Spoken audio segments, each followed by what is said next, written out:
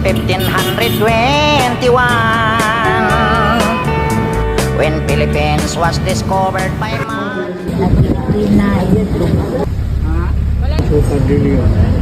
Maayong adlaw kahigalaan. Ani ata karon para madungog kanato ang mga pulong ug mga storya bahin sa kalayaan sa atong mga kahigalaang Cebuano. Ug ari si Liza para sa pakighisgot.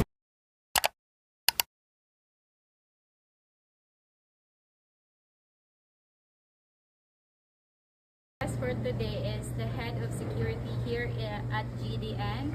Sir, may buntag. Unsay pangalan? Ariel Padre, ma'am. Ila edad?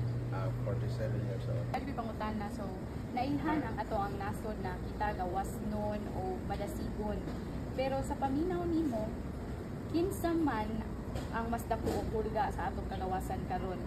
Ang mga mananakop sa una, katong mga sinaunang tao, or ang mga agents nga dili mo sunod sa no ID no entry pero mupugos gihapon og sulod? Para sa ko, sa security, as a security guard, ang main function mo sa security is to protect lives and properties, no? Usahay mo doon pagkadismaya, no? Pag-lisod, pag-lisod ang mga tao nga dili mo sunod sa no ID no entry sa mga manakop sa una. So mas hulga ang agent nga pugos ug sulod kay sa katong mga nagsakripisyo sa atua, katong nakigdaban jud para kanang matagamtaman nato ang Independence Day karon.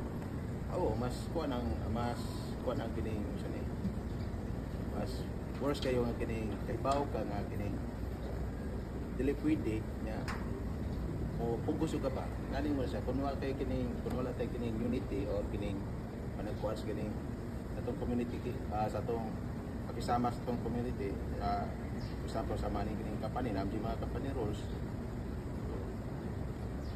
lisod kayo mas watay kalayaan nga na kung watay kining unity sa usa.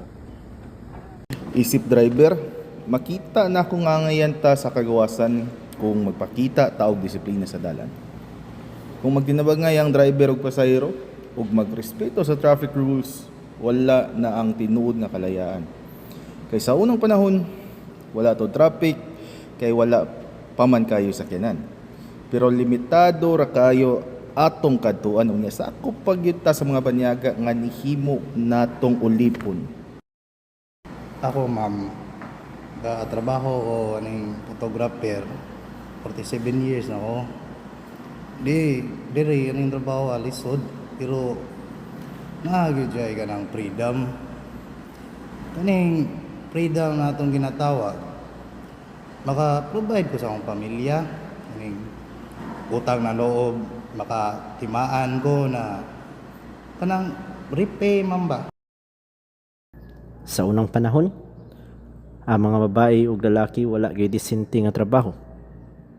Nahimo tang alipin sa mga banyaga.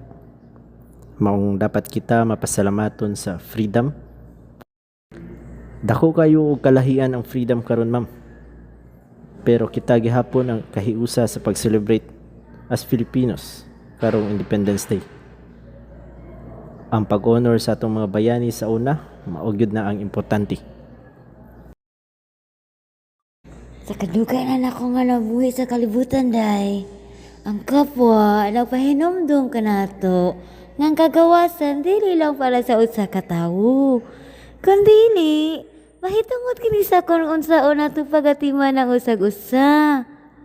Kung kita ang mga Pilipino, ang mga Cebuano, magpuyo lang para sa ato kaugalingon.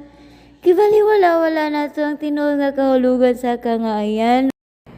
Ang bayanihan sa una nagpasabot sa pagkahiusa o pagtinabangay alang sa kaayuhan sa tanan.